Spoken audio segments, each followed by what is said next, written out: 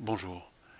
Aujourd'hui, une amie m'a appelé et donc j'ai décidé de faire un film sur ce sujet qui est la schizophrénie, ces maladies mentales qui sont vraiment des lieux de souffrance pour toute la famille et pour le malade en question. Alors, on va parler un petit peu euh, des possibilités alternatives qui existent.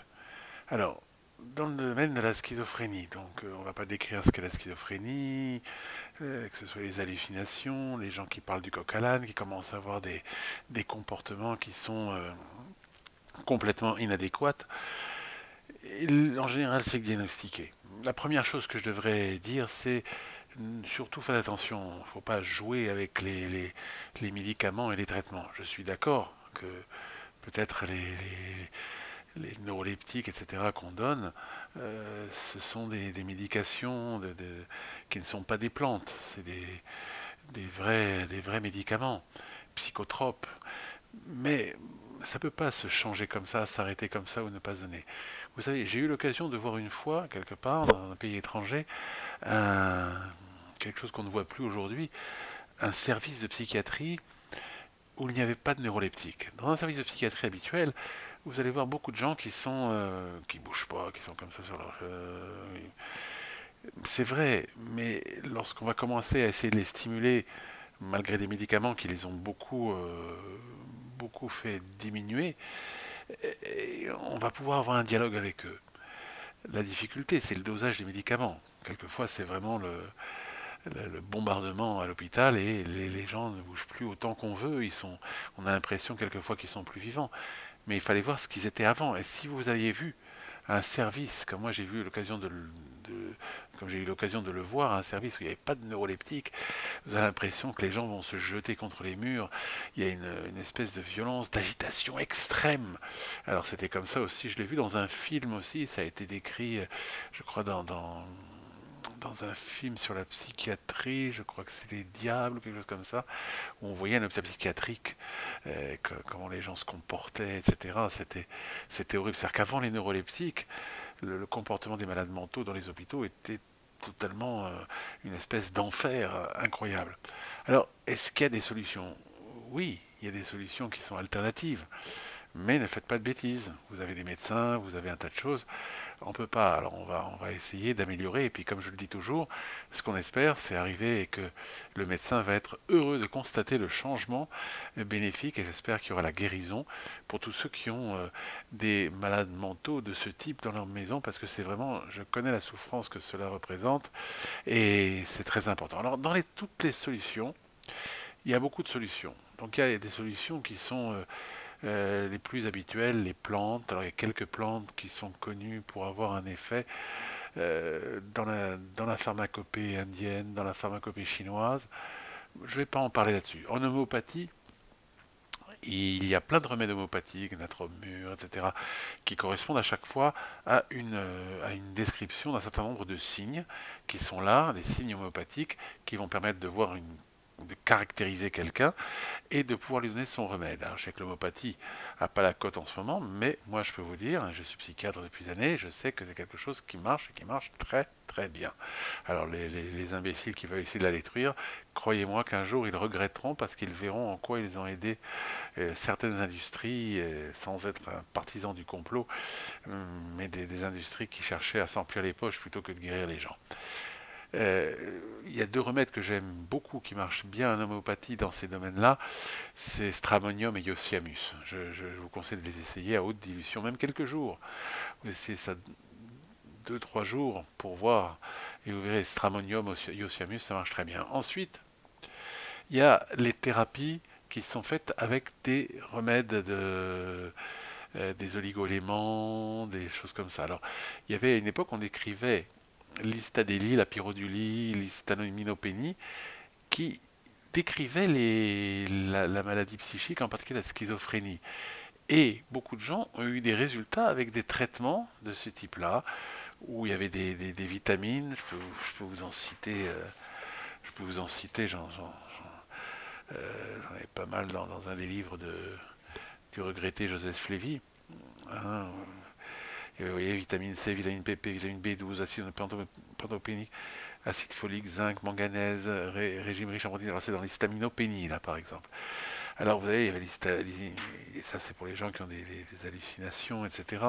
Et pour ceux qui ont les agitations, donc on a un traitement de ce type-là avec le calcium, le zinc, le manganèse, la méthionine, vitamine B15, magnésium et phénitoïne. Alors, vous voyez, je vous cite cela, ce sont des traitements réels qui sont faits. Alors, il y a des gens qui sont spécialisés et qui font que ces traitements-là. Moi, j'en ai fait déjà, dans des cas comme ça, j'ai eu de bons résultats. Ça a marché, mais c'est vraiment une science qui est difficile parce que elle revient cher. Tous ces, tous ces remèdes mélangés, ça revient extrêmement cher et très très souvent, malheureusement, les patients peuvent pas se les payer. Mais pour ceux qui ont pu le faire, j'ai eu des résultats qui étaient quand même très très intéressants.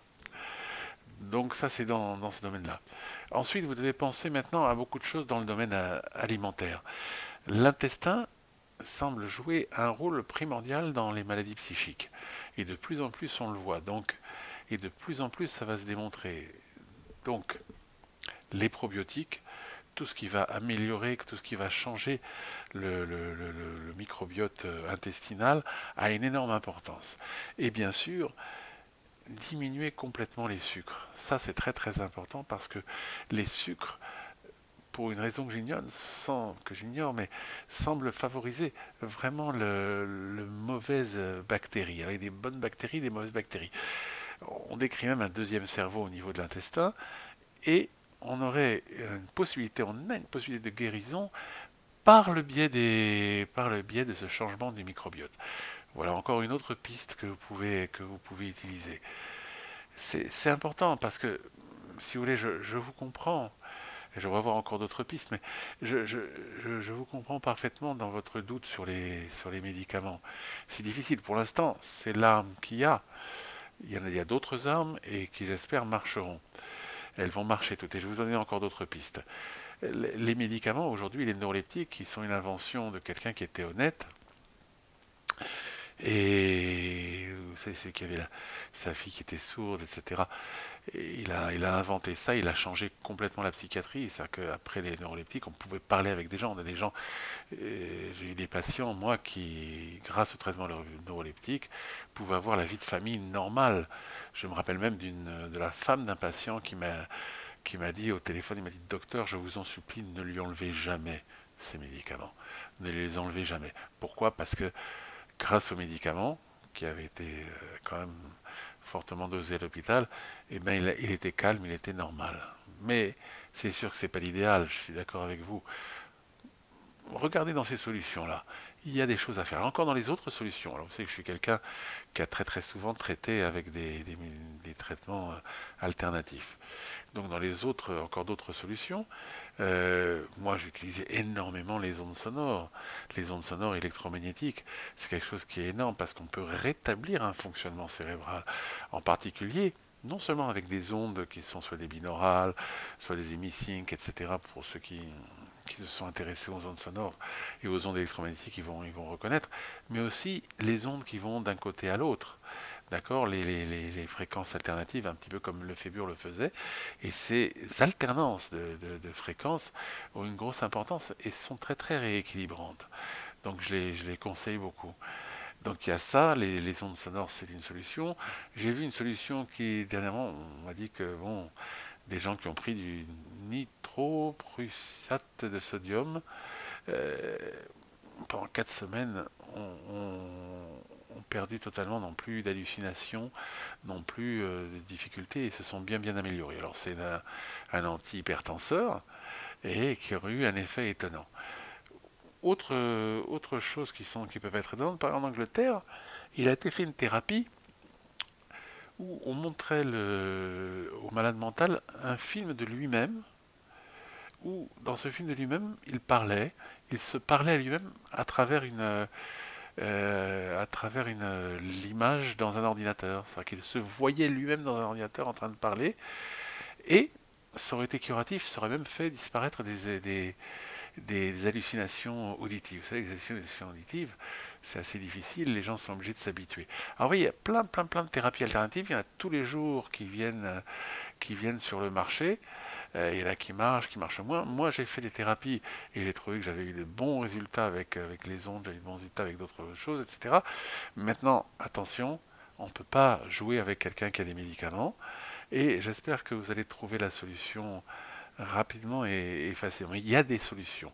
Il y a des solutions. Ne jouez pas avec les médicaments. Pour l'instant, c'est ce qui vous aidera.